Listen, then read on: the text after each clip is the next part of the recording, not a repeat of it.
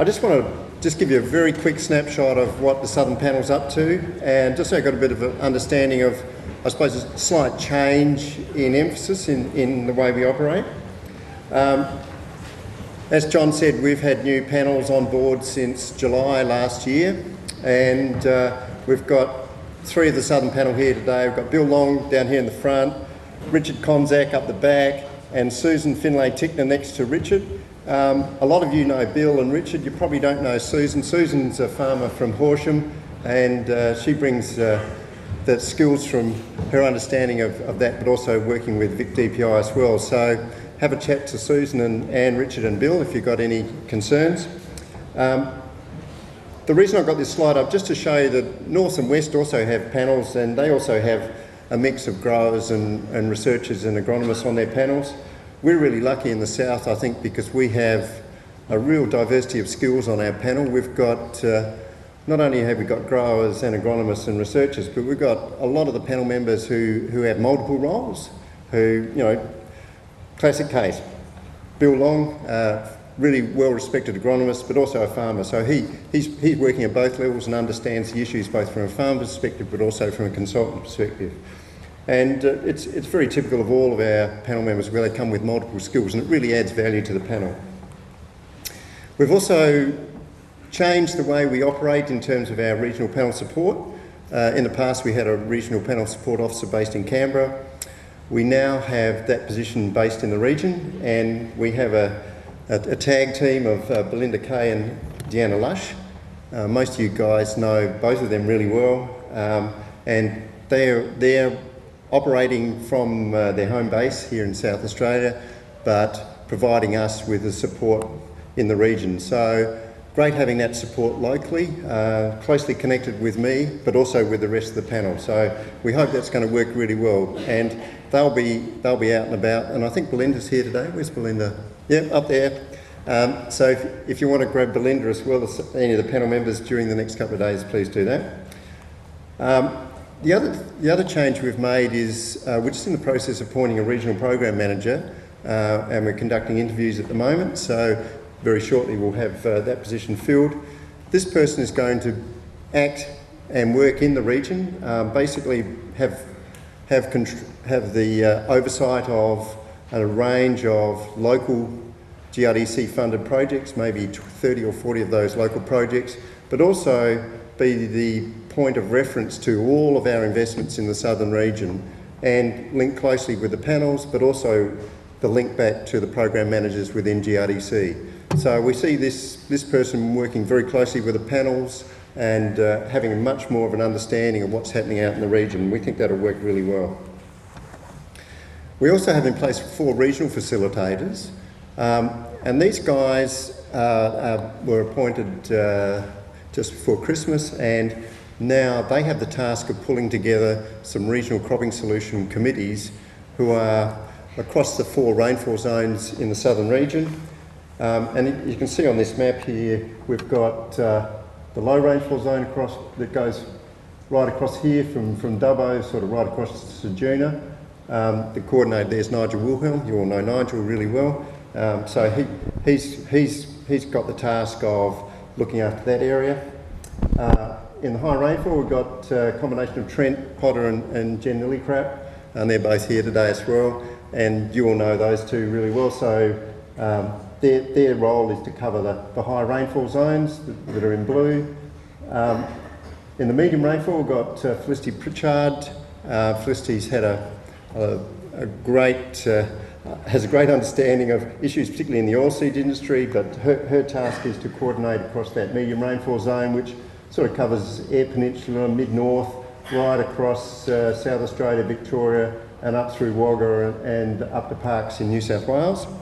And then we also have irrigated sector, which we see has quite different issues to those other 3 zones. Rob Fisher's the coordinator there.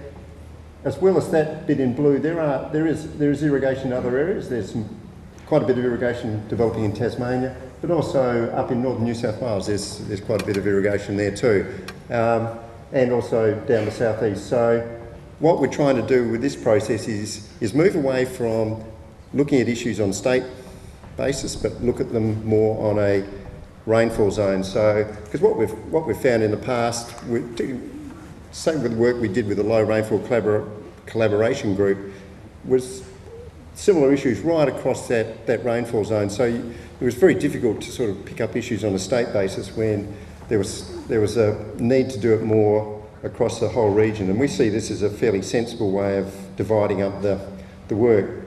We've just appointed the 4 committees to work under those regional facilitators.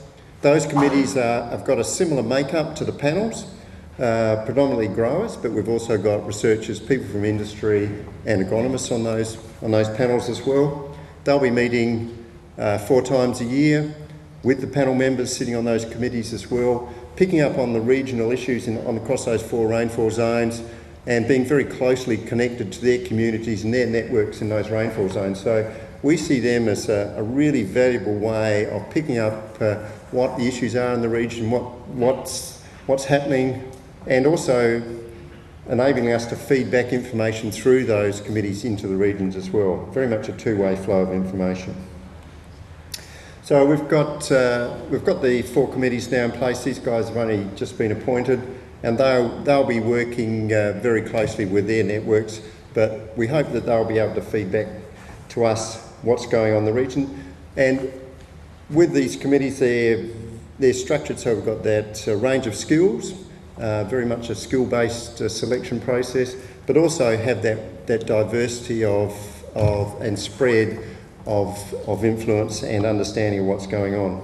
So in the medium rainfall, we've got a slightly larger committee because it's actually a slightly more complex and diverse region. While we've got these boundaries of low, medium and high, they're pretty blurred edges as well. So just because something comes up in the medium rainfall zone as a priority issue or a concern doesn't necessarily mean it can't be translated to a high rainfall or low rainfall zone either. And in the high rainfall, we've got that same mix of skills there with growers and researchers right across the whole region. And in the irrigated area, slightly smaller committee, only because it's slightly more focused. But we'll probably try and grab a few more committee members for that group over time, just so we make sure we've got all of the regions covered. What we're hoping to do with the new structure for the panels is, obviously we've always had the panels in the regions, but we now have our support in the region. We have our program manager in the region. We've got our regional facilitators, 4 of those in the region, and we've got our regional cropping solution networks. So what we're hoping to achieve through that process is starting with the regional cropping solution groups feeding back up to us the R&D issues, getting better understanding of what that's all about, and ultimately leading to better investments for us on growers' behalf. We've got a range of issues we already know about in the southern region, and these are just some that we're working on at the moment. And this isn't all of them by any means, but this is probably our top 10 or so that we're really focusing on.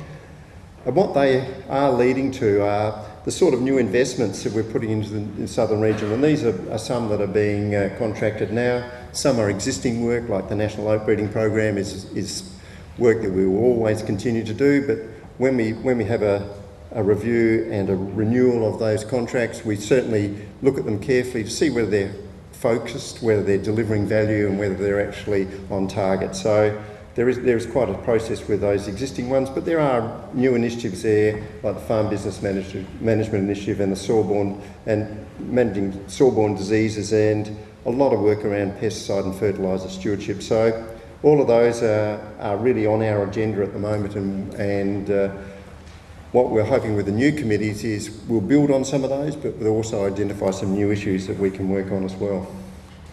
So enjoy the day and tomorrow as well, and look forward to catching up with all of you during the next couple of days. Thanks.